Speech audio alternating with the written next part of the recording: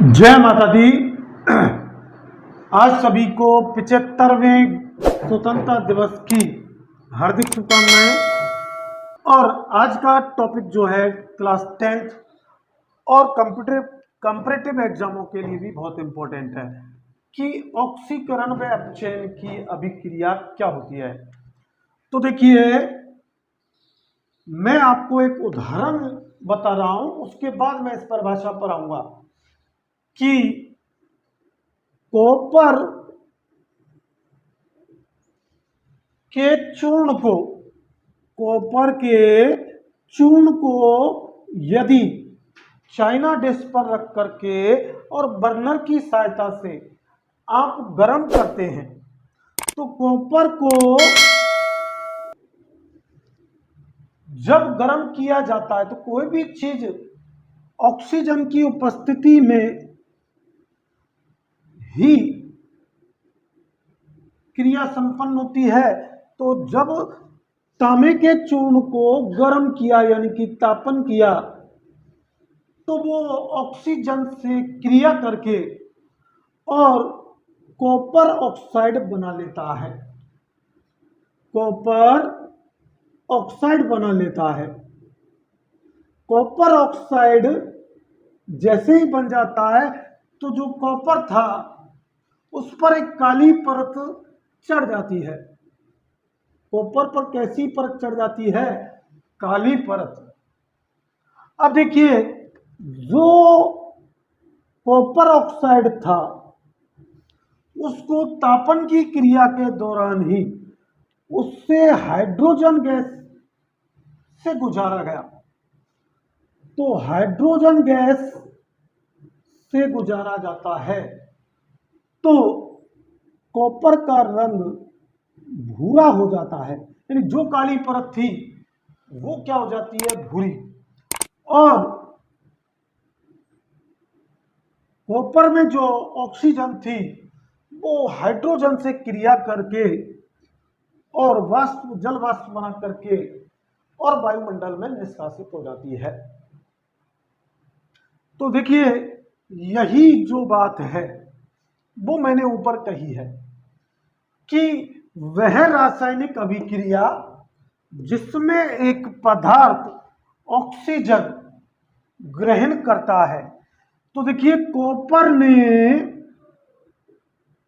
Oxygen को ग्रहण किया।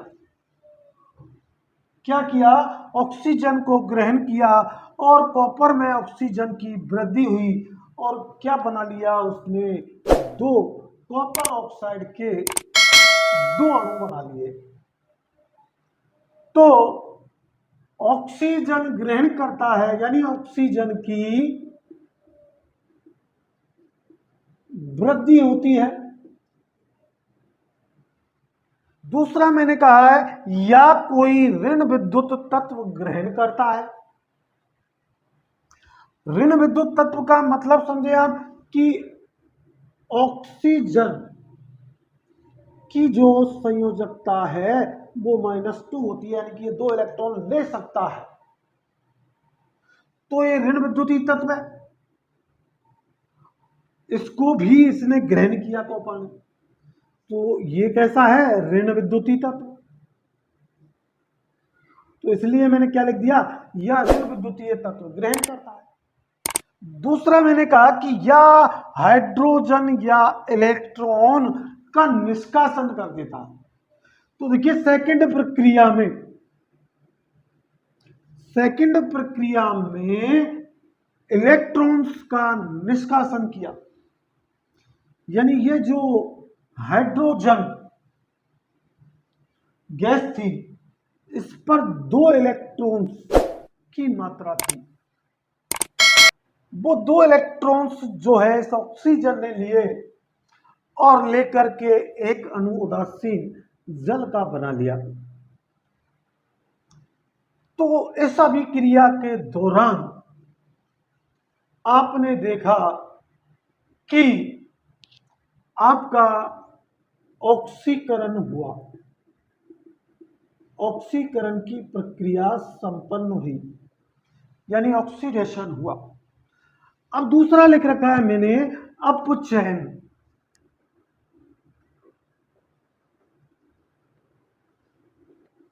अपचयन का मतलब रिडक्शन, रिडक्शन। और रिडक्शन का मतलब होता है किसी चीज की कमी होना। तो इसी परिभाषा को मैं अपचयन की अभिक्रिया की परिभाषा में बदलूं तो मैं कैसे कहूंगा कि वह रासायनिक अभिक्रिया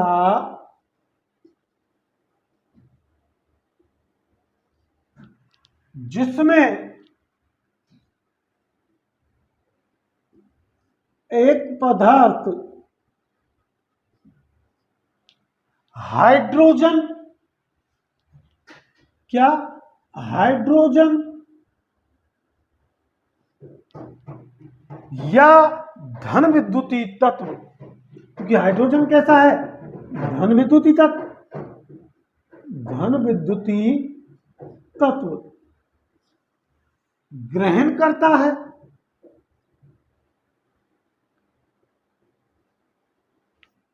या ऑक्सीजन या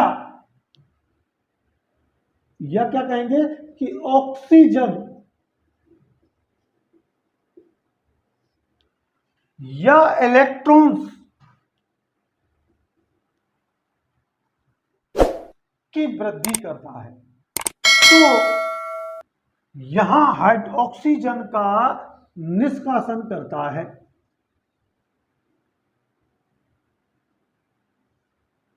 और इलेक्ट्रॉन की वृद्धि होती है। वो क्या कहलाती है, रिडक्शन अभिक्रिया। तो यहां कॉपर ने ऑक्सीजन ग्रहण की यानी ऑक्सीजन की वृद्धि हुई, इसलिए कॉपर ऑक्साइड में क्या हो गया, ऑक्सीकरण यानी ऑक्सीडेशन हो गया। दूसरा, अब कॉपर ऑक्साइड से जब हाइड्रोजन या धन विद्युतीय तत्व जुड़ा कॉपर के साथ, इससे जुड़ा यानी उसमें से हाइड्रोजन निकल गई, तो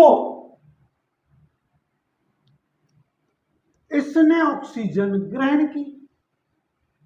तो यहां हाइड्रोजन का क्या हुआ, अपचयन,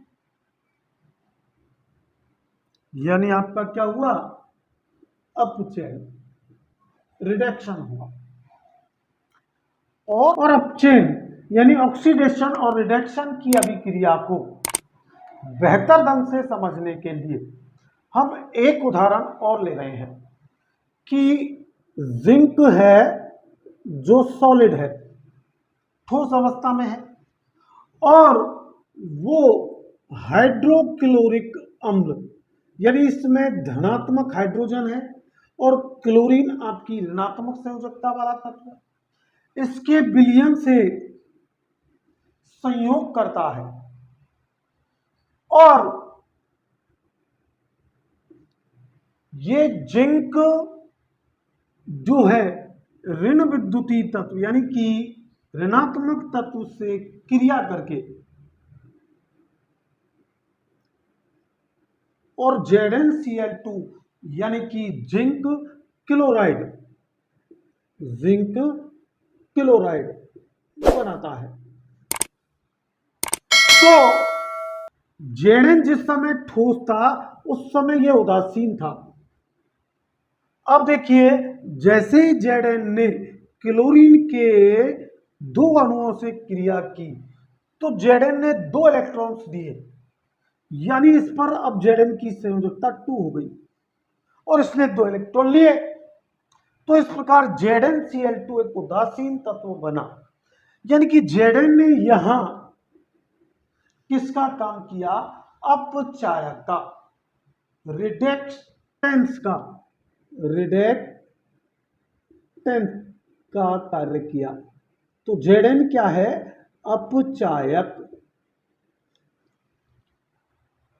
और हाइड्रोजन ने, ये धनात्मक तत्व था, इस पर धनावेश था, और दो हाइड्रोजन के अणु आपस में मिले और परस्पर संयोग किया और हाइड्रोजन गैस का निर्माण कर लिया। तो जहां कहीं भी ऑक्सीकरण होता है, ऑक्सीकरण होता है, वहां अपचयन भी होता है। यानी एक पदार्थ हाइड्रोजन परमाणु का निष्कासन करता है तो दूसरा ग्रहण करता है। एक पदार्थ ऑक्सीजन ग्रहण करता है तो दूसरा उसे त्यागता है। तो जो ग्रहण कर रहा है वो तो ऑक्सीकरण होगा, उसका क्या हुआ? ऑक्सीकरण। और जो ऑक्सीजन त्याग दिया जिसने, उसका अपचयन हुआ। तो इस प्रकार की अभिक्रियाएं रेडॉक्स अभिक्रियाएं कहलाती हैं। अब देखिए अपचयन अभिक्रियाओं के प्रभाव क्या पड़ते हैं। तो अपचयन अभिक्रियाओं के प्रभाव में हम देखते हैं कि जब लोहा की वस्तु होती है तो लोहे की वस्तु चमकीली होती है, लेकिन वो जो है धीरे धीरे लालिमा युक्त हो जाती है, लालिमा युक्त हो जाती है। क्यों? क्योंकि उनका रिडक्टेंट के कारण अपचयन होता है और उन पर जंग लग जाती है, और जंग के कारण उनका संक्षारण होता है, यानी कोरोजन होता है। तो इसलिए लोहे की वस्तुओं पर जिंक की परत चढ़ाई जाती है, जिसे हम गैल्वेनाइजेशन कहते हैं। एक आपने देखा होगा खाद्य पदार्थों में कुछ समय तक रखने के पश्चात उनमें विकृत गंधता आती है, एक अजीब सी गंधता होती है, तो उनमें विकृत गंधता आ जाती है। ये विकृत गंधता उपचयित कर देती है भोजन को और वो हानिकारक हो जाता है, खाने योग्य नहीं होता। इसलिए इसे डिब्बों में पैक किया जाता है। नाइट्रोजन, कम नाइट्रोजन की उपस्थिति में डिब्बों में पैक किया जाता है। आपके चिप्स हैं, कुरकुरे हैं, तो उनको खराब होने से उनको निर्वात की स्थिति में कम नाइट्रोजन की उपस्थिति में पैक किया जाता है। तो आज का वीडियो आपको कैसा लगा, ये ज़्यादा से ज़्यादा लाइक करके, शेयर करके और हमारे चैनल को सब्सक्राइब करके और कमेंट्स के माध्यम से अपना फीडबैक दे करके बताएंगे।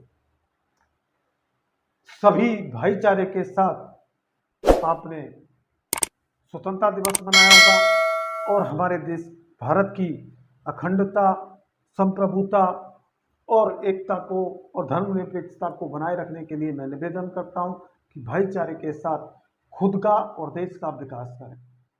Thanks for watching.